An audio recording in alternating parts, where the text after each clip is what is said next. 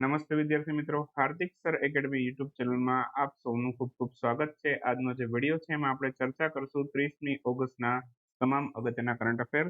સૌથી પહેલા તો આજે રક્ષાબંધન છે। રક્ષાબંધનની આપ સૌને ખૂબ ખૂબ શુભકામના। અને આપણી એન્ડ્રોઇડ એપ્લિકેશન ઉપર અત્યારે રક્ષાબંધનની સેલ ચાલે છે, તો આ ઓફર છે એનો લાભ તમે લઈ શકો છો। અત્યારે દરેક કોર્સીસ આપણા જેટલા પણ છે એની અંદર ડાયરેક્ટલી 50% ડિસ્કાઉન્ટ મળી જશે। તમને દરેક કોર્સની અંદર આ રીતે રક્ષાબંધન લખેલું એક કૂપન દેખાશે, તો એ રક્ષાબંધનના કૂપન ઉપર તમે ક્લિક કરશો એટલે પ્રાઇસ સીધી છે 50% ડ્રોપ થઈ જશે। તો જેટલા પણ આ કોર્સીસ અવેલેબલ છે દરેક કોર્સીસની અંદર છે આ કૂપન તમે અંદર જશો એટલે તમને જોવા મળશે। પેમેન્ટ કરવા જશો એ પહેલા ઉપર કૂપન દેખાશે, કૂપન ઉપર તમારે માત્ર ક્લિક કરવાનું છે। ક્લિયર? તો તમને 50%નું ડિસ્કાઉન્ટ મળી જશે। તો કરંટ અફેરનો કોર્સ તમે લઈ શકો છો। આ ઉપરાંત કંડક્ટરના અને ડ્રાઈવરની ભરતીના કોર્સીસ ચાલે છે, તો એ કંડક્ટર ડ્રાઈવરની ભરતીના કોર્સીસ પણ તમે લઈ શકો છો। તો દરેકની અંદર આ કૂપન વેલિડ છે, 50%નું ડિસ્કાઉન્ટ થઈ જશે। ઓકે, તો શરૂ કરશું આજનો વિડીયો 30મી ઓગસ્ટના તમામ અગત્યના કરંટ અફેર। તો સૌથી પહેલા તો આજે 30 ઓગસ્ટ છે ને આજે છે રક્ષાબંધન। તો રક્ષાબંધન એક વસ્તુ ખાસ દિવસની આપણે ઉજવણી કરીએ છીએ। કયો દિવસ ખબર છે? આજે 30 ઓગસ્ટ આજે રક્ષાબંધન છે, તો આજે એક ખાસ દિવસ છે સંસ્કૃત દિવસ। સંસ્કૃત દિવસ ક્યારે દર વર્ષે ઉજવીએ છીએ આપણે? તો કે દર વર્ષે જ્યારે રક્ષાબંધન આવે ત્યારે। ક્લિયર? તો આજે સંસ્કૃત દિવસ પણ છે, એ ખાસ યાદ રાખશું આપણે। ચાલો શરૂ કરીએ આજના કરંટ અફેર। ભગત બ્રિજ આનું હાલમાં જ ઉદ્ઘાટન કરવામાં આવ્યું છે। કોણે કર્યું છે? તો કે ભારતીય નૌસેના, ભારતીય સેના। ભારતીય સેના એટલે કે ઇન્ડિયન આર્મી આપણી જે છે, ઓકે, તો એમના દ્વારા આનું ઉદ્ઘાટન કરવામાં આવ્યું છે। આ કયા રાજ્યમાંથી કરવામાં આવ્યું છે? તો અહીંયા ભગત બ્રિજ છે એનું ઉદ્ઘાટન જમ્મુ કાશ્મીર ખાતેથી કર્યું છે, તો આન્સર આવશે જમ્મુ અને કાશ્મીર। ઓપ્શન સી આપણો કરેક્ટ આન્સર થશે। ક્લિયર? તો જમ્મુ કાશ્મીર ખાતેથી આ ભગત બ્રિજનું ઉદ્ઘાટન કર્યું છે। આ ભગત બ્રિજને કોના નામ ઉપરથી નામ આપ્યું છે? તો કે મેજર ભગતસિંહના નામ ઉપરથી નામ આપ્યું છે। જે શહીદ ભગતસિંહ છે એમની વાત આપણે નથી કરતા, અહીંયા જે મેજર ભગતસિંહ છે એમના નામ ઉપરથી આને નામ આપ્યું છે। તો ક્યારેક પરીક્ષામાં એક્ઝામિનર છે હેરાન કરવા માટે પ્રશ્ન પૂછી લે કે આ ભગત બ્રિજનું નામ કોના નામ ઉપરથી આપ્યું છે, તો એમાં એક શહીદ ભગતસિંહનું પણ નામ આપે અને એક મેજર ભગતસિંહ પણ હોય, તો આપણો આન્સર હશે મેજર ભગતસિંહ। 1965નું જે પાકિસ્તાન સાથે આપણે યુદ્ધ થયું હતું, તો એમાં આ મેજર ભગતસિંહની મહત્વની ભૂમિકા હતી અને એમને આમાં વીર ચક્ર પુરસ્કાર પણ આપવામાં આવ્યો હતો। વીર ચક્ર પુરસ્કાર છે એ યુદ્ધ સમયે આપવામાં આવતો ત્રીજો સૌથી મોટો વીરતા પુરસ્કાર છે, એ પણ આપણે યાદ રાખીશું। સૌથી મોટો વીરતા પુરસ્કાર કહીએ તો એ પરમવીર ચક્ર છે, ત્યાર પછી આવે બીજા ક્રમે એ મહાવીર ચક્ર છે। ક્લિયર?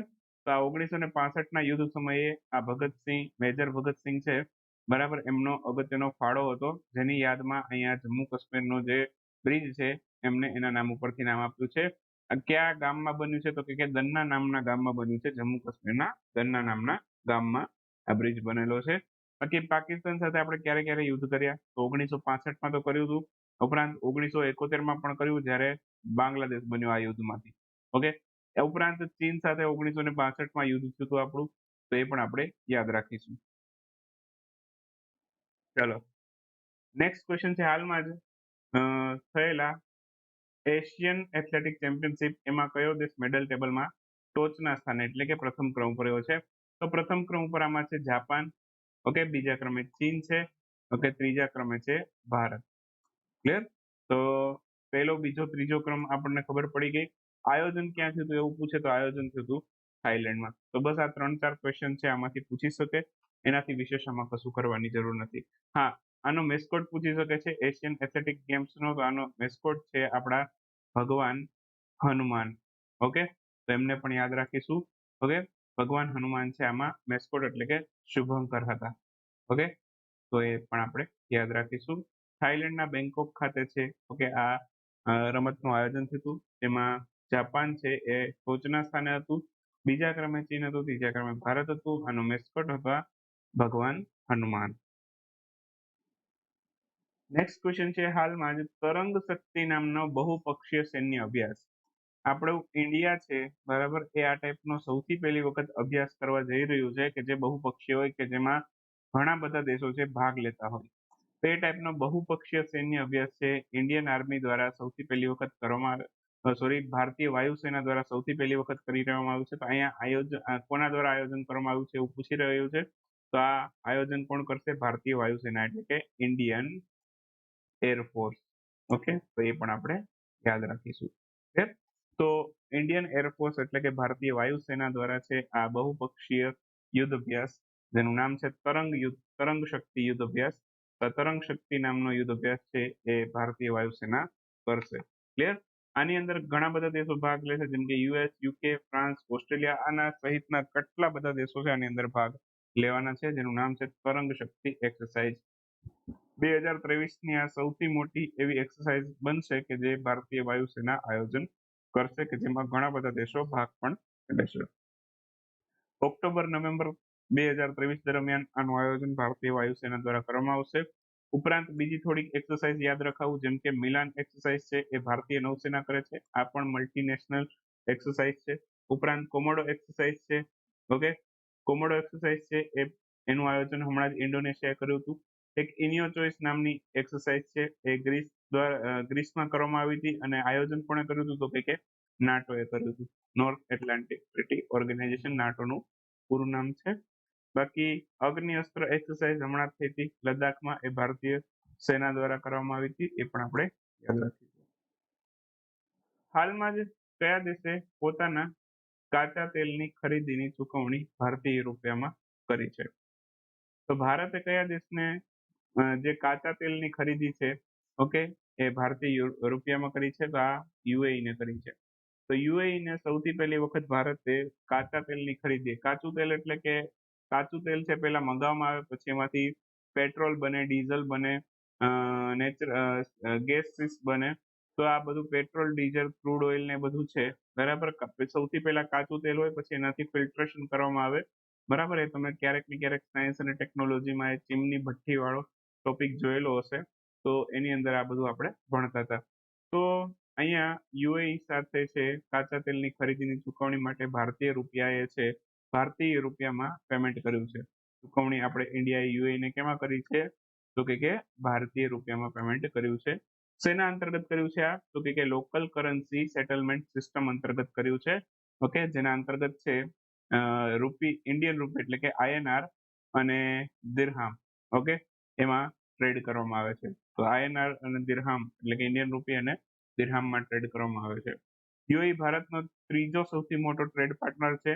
પહેલા ક્રમે યુએસએ છે, ઓકે, બીજા ક્રમે ચીન છે. ચીન અને યુએસએ અને ચીન બાદ છે, બરાબર, એ યુએઈ ત્રીજો સૌથી મોટો ટ્રેડ પાર્ટનર છે. રૂપિયાના આંતરરાષ્ટ્રીયકરણ માટે એક કમિટી બની છે. આ કમિટીના અધ્યક્ષ કોણ છે એવું પૂછી શકે. તો રૂપિયાના આંતરરાષ્ટ્રીયકરણ માટે જે કમિટી બની એના અધ્યક્ષ યાદ રાખજો, રાધેશ્યામ રાઠોડ. આ ગોખી નાખજો, અહીંથી ક્વેશ્ચન આવી શકે છે જીપીએસસી ની પરીક્ષામાં. ક્લિયર? કમિટીના ક્વેશ્ચન પણ લાસ્ટ ટાઈમ બહુ હતા, ડીવાયએસઓ માં પણ હતા અને જીપીએસસી માં પણ હતા. ટ્રેન્ડ આવો નવો ચાલુ રહેશે તો કમિટી વાળા ક્વેશ્ચન હજી પણ પૂછશે. ક્લિયર? લાસ્ટ પેપરની અંદર કમિટી વાળા ક્વેશ્ચન બહુ હતા. ઓકે, તો એ યાદ રાખશું. સમુદ્ર એપ્લિકેશનના નામની એક એપ્લિકેશનનું લોન્ચિંગ હાલમાં જ કરવામાં આવ્યું છે. કયા વર્ગને ઉપયોગી થશે આ સમુદ્ર વર્ગની એપ્લિકેશન? પહેલો ઓપ્શન એવો છે કે ભાઈ નાવિકો માટે ઉપયોગી બનશે, માછલી પકડનાર સમુદાય માટે ઉપયોગી બનશે. તો મારું કેવું એવું છે કે આ બેયને ઉપયોગી બનશે, નાવિકોને પણ ઉપયોગી બનશે અને માછલી પકડનારને ઉપયોગી બનશે. તો આન્સર આવશે ઓપ્શન સી. તો અહીંયા સમુદ્ર નામની એપ્લિકેશન છે, ઓકે, એનું લોન્ચિંગ કરવામાં આવ્યું છે. સમુદ્રનું પૂરું નામ પૂછી શકે છે આમાં, smart access to marine user for ocean data resource and advisories. તો આ એનું પૂરું નામ છે. ક્લિયર? પૂરું નામ પણ તમારી પરીક્ષાની અંદર આવી શકે છે. ક્લિયર? જીપીએસસી ની જે તૈયારી કરે છે એકદમ ટુ ધ પોઈન્ટ કન્ટેન્ટ આપું છું, એક લાઈન તમારી મિસ ના થવી જોઈએ આમાંથી. ક્લિયર? જે કામનું કન્ટેન્ટ હોય છે એ જ હું તમારા માટે ફાઇન્ડ કરીને લખું છું. ક્લિયર? તો અહીંયા આ એપ્લિકેશન છે એને Indian national centre for ocean information service છે એના દ્વારા તૈયાર કરવામાં આવી છે. ઓકે, અને આ ક્યાં આવેલું છે? Indian national centre for ocean information service આ તેલંગાણાના હૈદરાબાદ ખાતે આવેલી છે આ કંપની. ક્લિયર? બાકી આ જે કંપની છે Indian national centre for ocean information service, okay, એ કયા મંત્રાલય અંતર્ગત કાર્ય કરે છે? તો પૃથ્વી વિજ્ઞાન મંત્રાલય એટલે કે અર્થ સાયન્સ મંત્રાલય અંતર્ગત તે કાર્ય કરે છે. આ એપ્લિકેશન નાવિકો અને માછલી પકડનાર બંને સમુદાયને ઉપયોગી થશે. બાકી પૃથ્વી વિજ્ઞાન મંત્રાલય દ્વારા એક સમુદ્રયાન મિશન પણ કરવામાં આવ્યું હતું, જેના અંતર્ગત છે મત્સ્ય 6000 નામનું એક યાન છે એ સમુદ્રની અંદર 6000 મીટરની ઊંડાઈએ જશે. બરાબર, તો ત્યાંથી છે બરાબર એટલી ઊંડાઈએ જઈને રિસર્ચ કરશે. બિંદેશ્વર પાઠકનું નિધન થયું છે. ગાંધી શાંતિ પુરસ્કાર એમને કયા વર્ષે મળ્યો હતો? તો એમને ગાંધી શાંતિ પુરસ્કાર મળ્યો હતો 2016માં. તો આન્સર આવશે ઓપ્શન. તો આ બિંદેશ્વર પાઠક છે એમનું નિધન થયું છે. એમણે જે એક સંસ્થા છે એની સ્થાપના કરી હતી, સુલભ ઇન્ટરનેશનલ સોશિયલ સર્વિસ ઓર્ગેનાઇઝેશન. તેના સ્થાપક હતા. જન્મ એમનો બિહારના વૈશાલીમાં થયો હતો. ખૂબ જ પ્રસિદ્ધ વ્યક્તિ હતા. સેનિટેશનમાં એમનું ખૂબ મહત્વનું યોગદાન હતું. સુલભ મુવમેન્ટ એમણે 1970માં શરૂ કરી હતી. ઓકે, એમણે 10,000 થી વધારે પબ્લિક ટોયલેટ છે એનું નિર્માણ કરાવેલું છે. ઉપરાંત 1974માં સૌથી પહેલું પબ્લિક સુલભ ટોયલેટ છે એ ખોલવામાં આવેલું હતું. એમને 1991માં પદ્મભૂષણ પુરસ્કાર મળ્યો હતો અને 2016ની અંદર છે ગાંધી શાંતિ પુરસ્કાર એમને મળેલો હતો. બસ આટલા 4-5 મુદ્દા છે એ યાદ રાખશો એમના વિશે, આમાંથી ક્વેશ્ચન આવી જશે. નેક્સ્ટ ક્વેશ્ચન ઉપર જઈએ. હાલમાં જ international day of victim of enforce disappearance એની ઉજવણી ક્યારે કરવામાં આવી હતી? તો આની ઉજવણી છે હાલમાં જ 30 ઓગસ્ટે એટલે કે આજે કરવામાં આવી હતી. આજે સંસ્કૃત દિવસ પણ છે. ક્લિયર? તો હાલમાં જ અહીંયા international day of the victim of enforce disappearance એની ઉજવણી 30 ઓગસ્ટના રોજ કરવામાં આવેલી અને સંયુક્ત રાષ્ટ્ર દ્વારા છે આ દિવસની ઉજવણી કરવામાં આવે. ક્લિયર?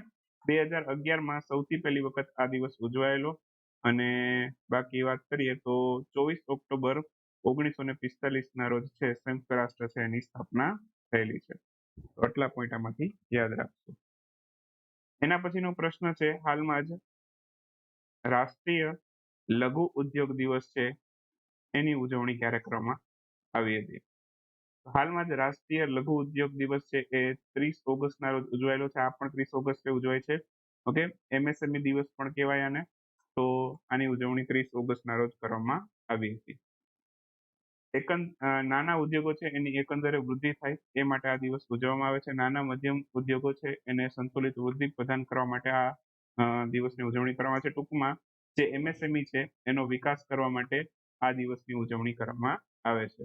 ઓકે, અને ભારતની અંદર છે MSME મંત્રાલય છે ઓકે એની સ્થાપના ક્યારે થઈ હતી? ભારતની અંદર MSME મંત્રાલયની સ્થાપના થઈ હતી 2007માં. એની પહેલા કોઈ પણ MSME નામનું મંત્રાલય ભારતમાં નહોતું. 2007માં MSME મંત્રાલય બન્યું. એના મંત્રી અત્યારે છે નારાયણ રાણે. ક્લિયર? તેમને પણ આપણે યાદ રાખીશું. અગત્યના બંને ક્વેશ્ચન જોઈ લઈએ આજના દિવસના. તો સૌથી પહેલો ક્વેશ્ચન છે, ઓબરા ડી પાવર પ્લાન્ટ એને ભારતના કયા રાજ્યમાં શરૂ કરવામાં આવશે? જેની કેપેસિટી છે 1600 મેગાવોટની છે. તો આ ઉત્તર પ્રદેશ રાજ્યની અંદર શરૂ કરવામાં આવશે. મુખ્યમંત્રી યોગી આદિત્યનાથ છે. ઓકે, રાજ્યપાલ ત્યાં આનંદીબેન પટેલ છે. હાલમાં જ ચર્ચામાં રહેલો ગોડ્ડા પાવર પ્લાન્ટ ભારતના કયા રાજ્યમાં આવેલો છે? તો ગોડ્ડા પાવર પ્લાન્ટ છે ઝારખંડની અંદર આવેલો છે. ઉત્પન્ન થયેલી વીજળી છે ઓકે એ બાંગ્લાદેશને વેચવામાં આવશે. આ અદાણી ગ્રુપ છે બરાબર, એ આ પાવર પ્લાન્ટને ઓન કરે છે. ક્લિયર? અદાણી ગ્રુપનો પાવર પ્લાન્ટ છે, બાંગ્લાદેશને વીજળી વેચશે, ઝારખંડમાં સ્થાપ્યો છે. ભારતીય નૌસેનાએ ડોર્નિયર એરક્રાફ્ટ છે હાલમાં કયા દેશને સોંપ્યા છે? તો આ શ્રીલંકાને સોંપ્યા છે. ડોર્નિયર એરક્રાફ્ટ બનાવે કોણ એવું પૂછે તો એ હિન્દુસ્તાન એરોનોટિક્સ લિમિટેડ બનાવે છે. એ પણ તમે યાદ રાખી શકો છો. ઓકે, હાલમાં ચર્ચામાં રહેલ આબુઆ આવાસ યોજના, યવસની આવાસ યોજના છે આ કયા રાજ્યની સરકાર દ્વારા શરૂ કરવામાં આવી છે? તો આ પણ ઝારખંડની સરકારે શરૂ કરી છે. બાકી અન્ય બે યોજનાઓ છે એ પણ હમણાં જ શરૂ થઈ છે, એને પણ યાદ રાખજો. મુખ્યમંત્રી સારથી યોજના અને મુખ્યમંત્રી રોજગાર સૃજન યોજના, આ પણ બંને યોજના છે ઝારખંડની છે, એને પણ તમે યાદ રાખી લેજો. હાલમાં દ્રૌપદી મુર્મુ દ્વારા નંદ મંજૂરી તારક રામરવ એમની 100મી જન્મ જયંતિ ઉપર 100 રૂપિયાનો સ્મારક સિક્કો છે જાહેર કરવામાં આવ્યો છે.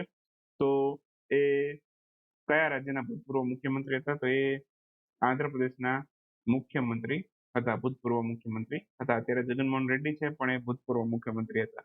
ક્લિયર? તો આટલા પોઈન્ટ છે આમાંથી યાદ રાખશું. 30મી ઓગસ્ટનો જે વિડીયો છે આ સાથે અહીંયા સમાપ્ત કરીએ.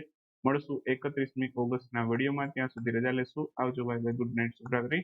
Thank you for watching star education.